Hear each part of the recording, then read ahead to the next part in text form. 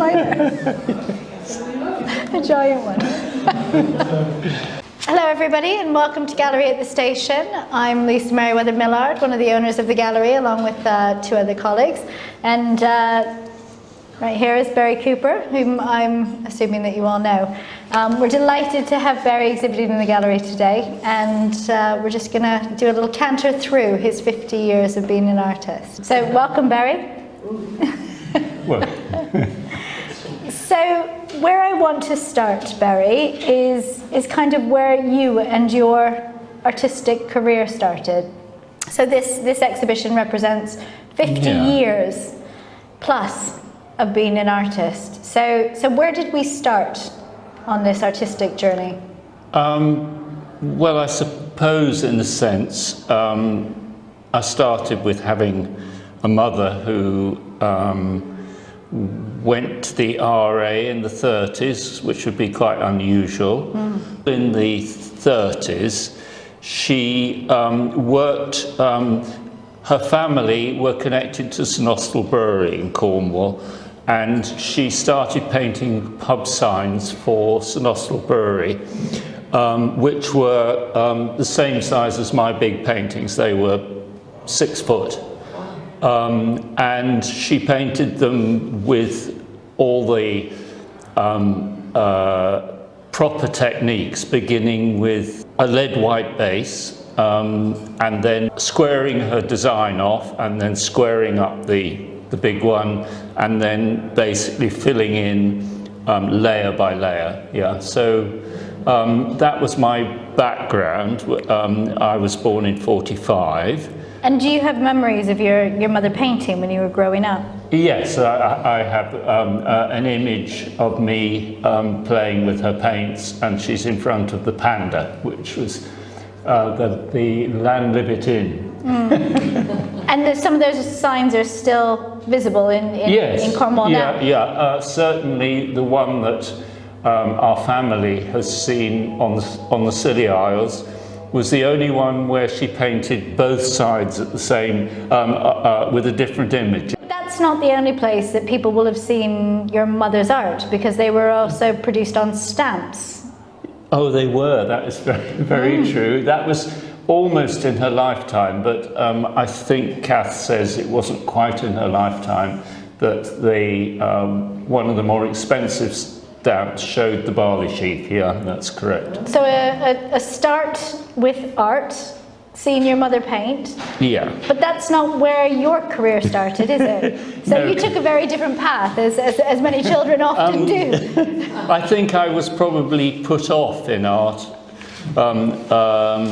until I went to university, and then I studied philosophy, and I started doing these Picasso-esque drawings.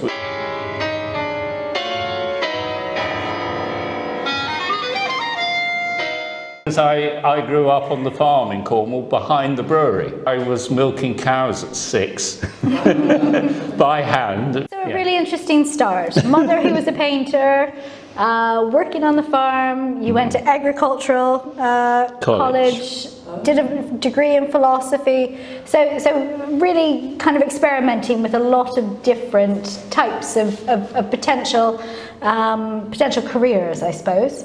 Yeah.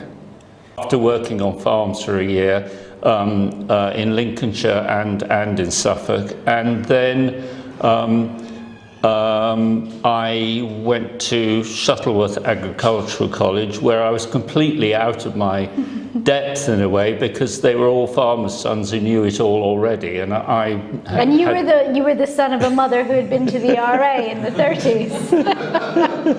So moving. I mean, we're in a gallery here with the most incredible art, and it's been a 50 career, and what you see on the walls is just some of the work that we've pulled out of his lockup, and it took us 3 hours to get to the end of it. So you know, there's an extensive range of art.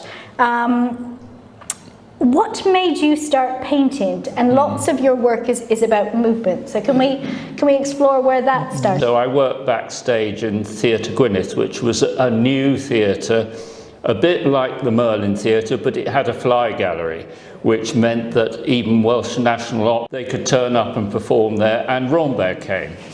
And Chris Bruce, who lives in Frome, he was the associate choreographer in that time, and John Chesworth was the artistic director, and the whole company came. There were only 17 of them in all. I'd never really experienced contemporary music or contemporary performance. I think probably the only show I'd seen live was the Romeo and Juliet musical in London.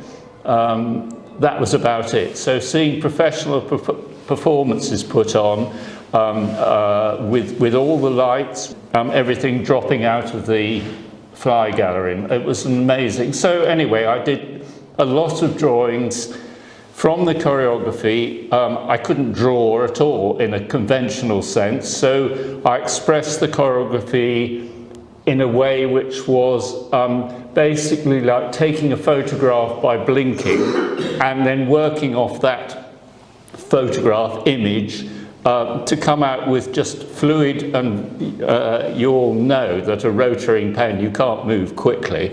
So I just produced these, well, yeah, slightly Picasso-esque line drawings. And we can see some of those. You have some images from early days in kind of Rambert, and where you've taken a scene and tried to translate it in a way that makes sense to you. Where do we move to from there? Because you had graduated from agricultural college, you had your philosophy degree, you were working in the arts, you had experienced some kind of contemporary music which had distilled some of that thinking of yours. Where do we go now? Right. Well, I eventually sent some of those. I followed them around the country after that, into the Sadler's Wells, and I just did loads of these drawings. And eventually I sent them to Chris Bruce and John Chesworth, and they offered me a show in the Roundhouse in the bar. When Chris Bruce put on, as you'll see this video,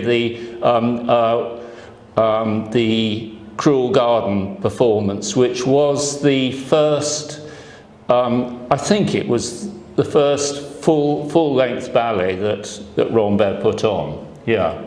And that was in 75, I think. Is that what you were doing as a full-time job, or what made you move further into art? I've just been very lucky to be able to, to continue painting. Basically, Kath and I got together in 71 and had children. She needed to apply for a teaching job, and Warminster was where we landed. So that's what brought me down here.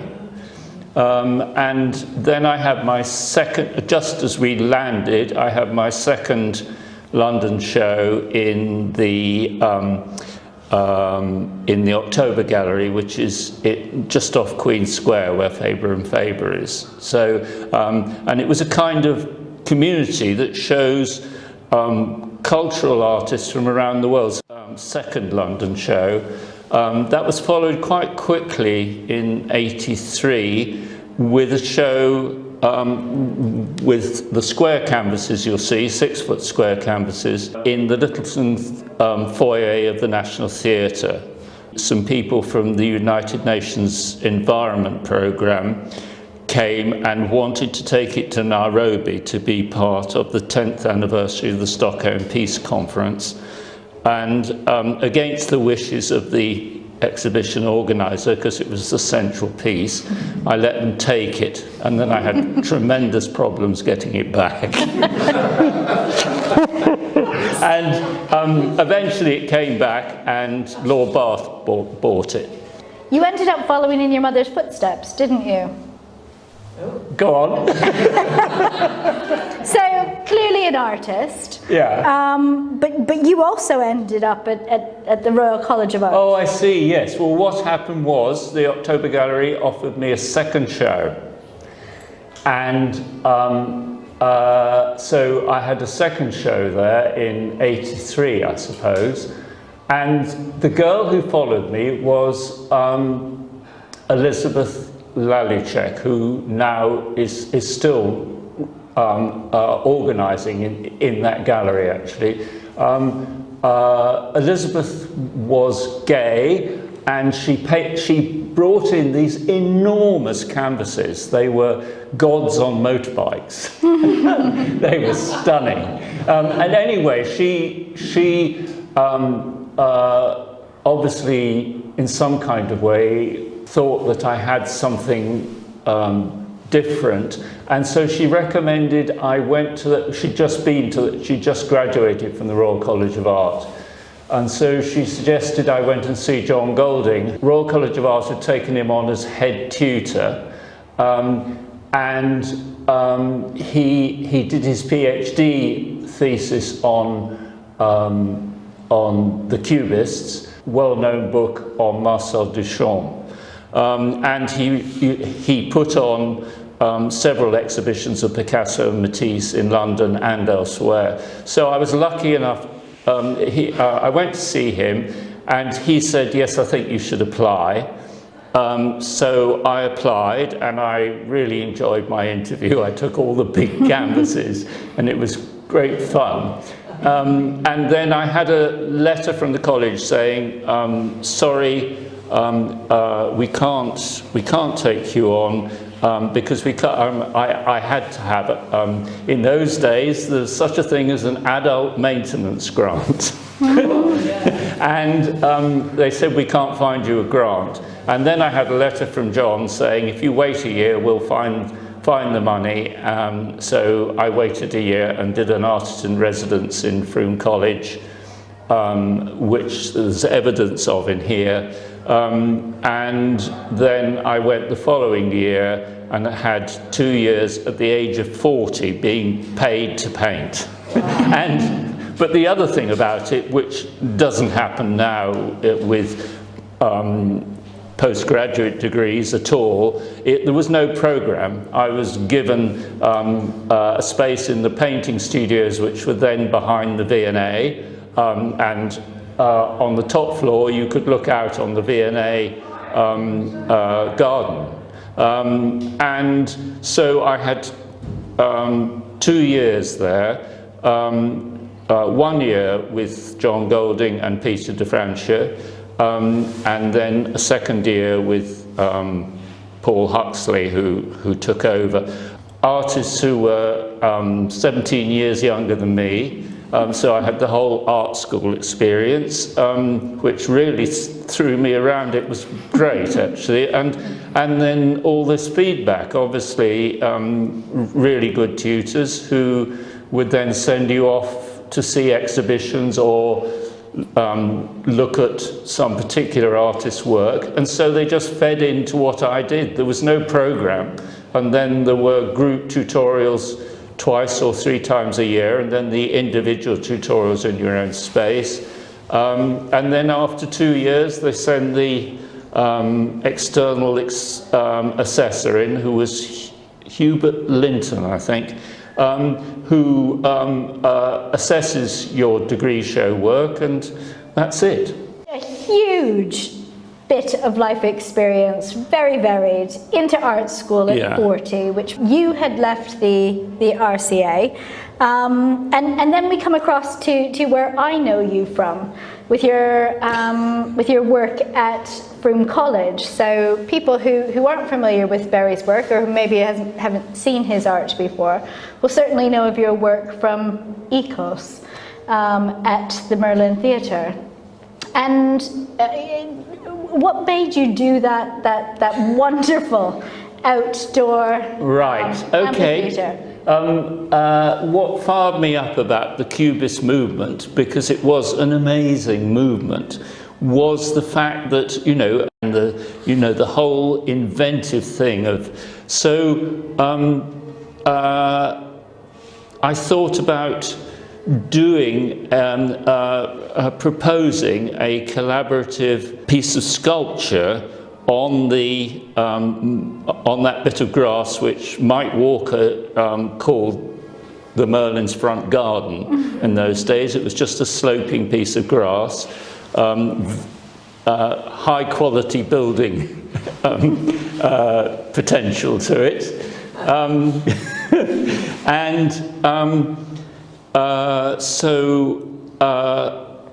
I said to John Fisher in 1980, he was the head teacher, the principal of Frome College, and he worked as a team with Grant Beswick, who was the head of governors, an ex-Spitfire pilot who lived in Causley. In '89, John Fisher could see that I was feeling maybe a bit of a fish out of water at the moment, and he said, well, make a proposal. So I made a proposal called Community, which I've still got the maquette for it. It's in balsa wood, cubist figures, and it was a local parliament. It was a local, and John Fisher suggested that I should have a seat at the top of this concept for anyone to sit in. He talked about, looking out to the wider world, but it was a local parliament. There was something interesting in what you had written in your biography. Interested in teaching the stones to speak. Ah, right. Well, there is an image here of that. Now this comes, it comes at the same time. Once the amphitheatre was actually built, I was lucky enough in Shea Farm in Bruton, which had international workshops every year, to meet Joseph Mazundo, and one of his sculptures is on here. He was a Zimbabwean stone carver, really brilliant. And so I kind of workshopped with him out in Shea Farm. I hadn't carved stone before, and that is the philosophy of the Zimbabwean stone carvers. Joseph had been a revolutionary in Mozambique. He'd lived in the jungle for 2 years, living off rhino meat, and then he came back to Zimbabwe and was funded or whatever to become a sculptor as a reward for that. And he was, and you'll see this image in here. Before I knew him, probably very early on, he did this. He had a technique which I got into a bit, but not in the same, where he would collage bits of stone together, and he collaged this image with this spear, and it's called The Last Warrior. And I can see some work with Helen Ottaway as well. Oh, you need to prompt me. Right, let's go back. Yeah, Helen Ottaway is absolutely essential in that, because she and I did this project Round and Round, which was performed in the I'm glad you're prompting me which was performed in the Salisbury Festival, and we came up, and you can see evidence of echoes of this everywhere actually, with that blue and that yellow canvas. I actually have CDs in here, I think. She composed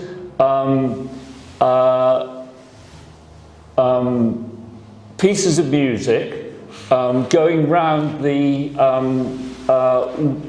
one for each note of the chromatic scale, and so I produced 12 images, none of which are in this gallery, which accompanied that. Helen then made a CD after the performance. She made a CD with all those images in, and we have some copies here.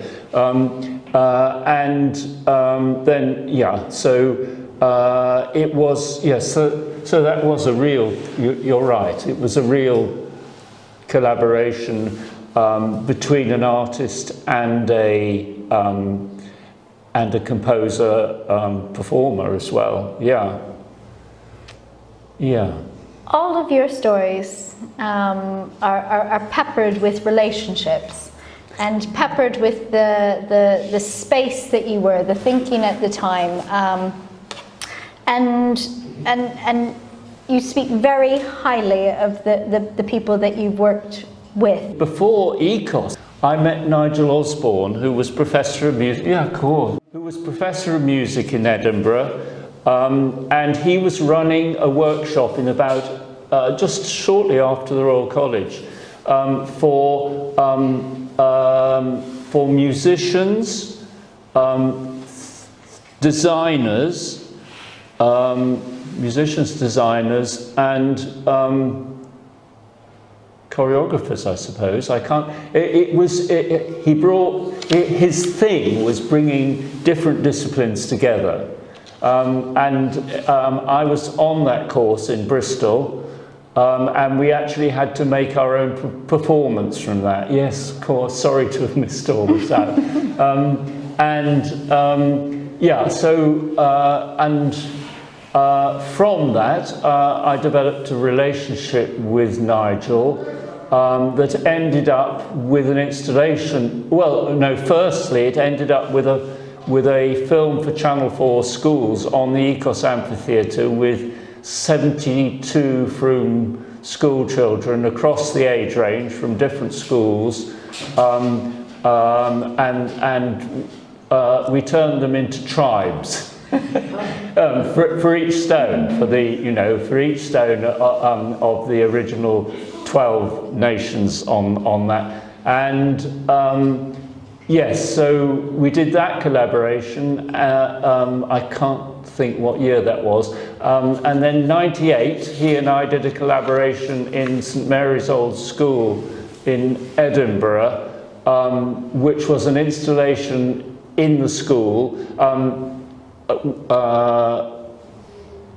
collaborating also with Ricky DeMarco, who brought many famous European performers to the Edinburgh Festival under his own right.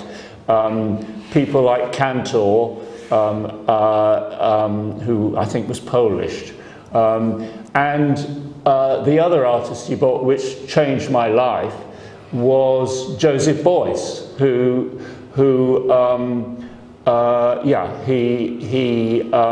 had an international. He had a relationship with the Dalai Lama. His work was highly conceptual and lateral. That really changed my life. So in the spirit of kind of jumping through this long life of yours and your 50 years in artist, we had the pleasure of listening to you play violin as well. So we've had the experience of Barry listening to music and collaborating with artists and musicians and choreographers, and then you've become a musician yourself. And you've been a stone carver. What does being in that creative space mean to you? Well, it's the biggest struggle of my life. I'm probably dyspraxic, uncoordinated, and so playing a musical instrument is incredibly, even to find the beat, to actually feel the beat is. So I've probably hidden all that because I hadn't learned. I was 66 then. And I'm 78 this year. I think it's helped me. It's helped me try and just because if I'm a visual artist, it's not a problem really. Even when I was working with John Law here, which we did in 2012, doing actual performances, improvised performances, that came easily to me because I could just mark make. But when you're playing a musical instrument, you've got all these things. I can't read a score and play, so I have to learn the piece by reading the score and then play from memory. It's the only way I can do it. I would like to learn to be able to read from music, but and then you've got all the coordination things of muscle memory. It's amazingly complicated, and anyway, yeah. One of the most beautiful things that I find about Barry, having known him for so many years, and I was so thrilled to hear about you starting to play violin and adamant that it was going to be played in your exhibition, is your passion for the arts, your passion for creativity, and it feels like it's it's certainly your life's purpose, but it is what has moved you through those 78 years and given you a sense of understanding and purpose and created all of the relationships that you've had over your life. It feels integral when you speak about it. I'd like to interrupt here because Lisa here was instrumental in Last Tree Dreaming up at Frome College. I wasn't digging for that, Barry. No, I can see you trying to miss out on it. What happened there was that I found Kath and I were walking through Longleat, and Kath spotted this fallen oak tree in Stour Head, and it looked in good condition, but it had fallen in a storm in January 2013. So I went to Stour Head, and it turns out that when it was 30 years old in 1798, it was in a painting by Turner, View of the Lake at Stour Head. So I went to Kim Portnell, who was the estate manager, and he donated the tree to me for this project, which I was originally going to do in the silk mill, and then that didn't work out. So I went to Frome College, and Lisa was made deputy head with a huge program and her job with my proposal was to come up with a proposal, which she did, and it went from there. We eventually got 44,000 from the Heritage Lottery, probably total funding of 70,000 with all the in-kind funding, and we managed to carve it with Lisa organising, what was the group called you organised? They were an employability group. Employability, basically, and they were amazing. They debarked it, and then I worked with Anthony Rogers, who was a proper wood carver, where I was yet again doing another dilettante project where I had no knowledge. So Anthony carved A5 niches into the tree, right round the tree, and then the students carved their dreams into it. Last Tree Dreaming, it was called. And then collaborating with Azima Kapoor in Young People Frome, who did all the fundraising for us, and with Grant Gallatley, who built the Frome bypass, and then he went to the Middle East and finally retired in Frome. So Grant has done all the engineering for that free of charge, and it involved all the calculations to actually re-erect that. And then with his own hands in August 2016, 50 tons of concrete under that tree. And he did all the reinforcing as we went layer by layer up the pit we dug, and then he had to do all the calculations because there's 3 fins supporting that. He had to do all the calculations so that the tree would fit into those fins once it went up in the air and dropped in, and it fitted perfectly. It was wonderful. You know, amazing thing that. And then, as you probably all know, in 2021, Somerset County Council sent an arborist up to assess the safety of trees, and he condemned this, what was basically a timber building, as being an unsafe tree. And then without telling us, they chopped it down into 7 pieces. I'm in the process now, and hopefully by the Frome College Open Day, we will have Grant has helped me with. Students have designed a sculpture 2 meters high to go on top of the 4-meter plinth they've left for us, which is called Sapling Dreaming, and it's a flame of renewal, a kind of phoenix.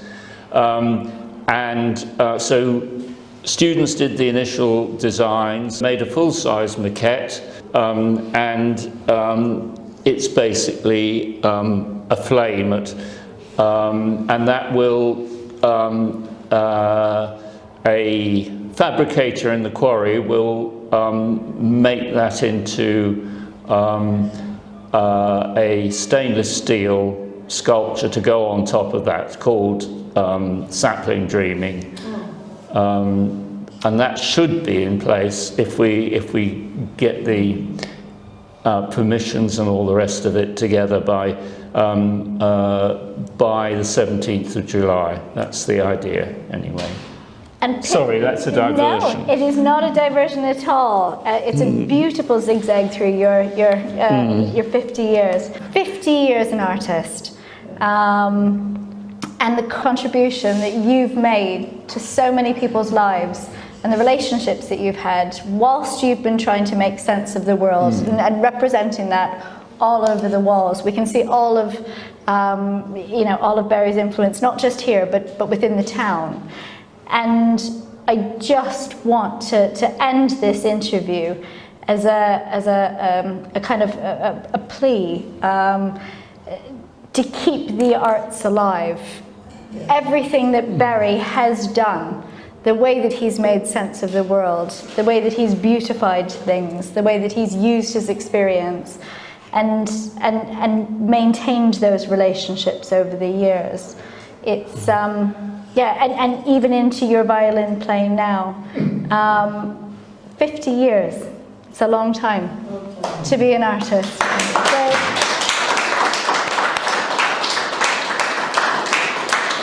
we are absolutely delighted to have his work here, and Barry is more than happy to walk you through some of the art now that you have the history and where we've been over the last 50 years. Yeah, I think we should turn this into a discussion really, and explore any if you're up for that, because I would say everyone in this room is in some form an artist, and so it would be a good place to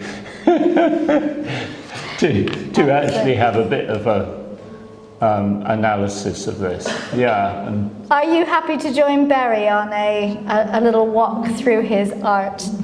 Very Irish technician who got me using the traditional painting techniques of beginning with a gesso ground and adding a little bit of linseed oil to make it flexible on a canvas. And you can see the way that Barry uses colour differently in different kind of eras in his painting. All these performance ones, that performance one with John Law in the Rook Lane Chapel is entirely acrylic. It's just acrylic. I did 3 performances with John, 2 in jackdaws over 3 hours with a half an hour performance. And you have to keep going. You're a performer. You can't stop. Now, lots of artists tell me about an ugly stage.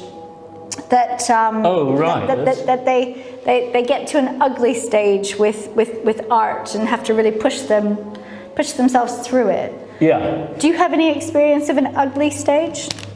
Yes, I think so. There's 2 actually that I want to talk about. After you. Thank you. And pulled them out into the corridor of the lockup, and I can remember Ben and I getting really excited that these were going to come, and the one on the left I just find absolutely incredible. And Clive Westmacott, who was working in the woodworking department, built me these canvases.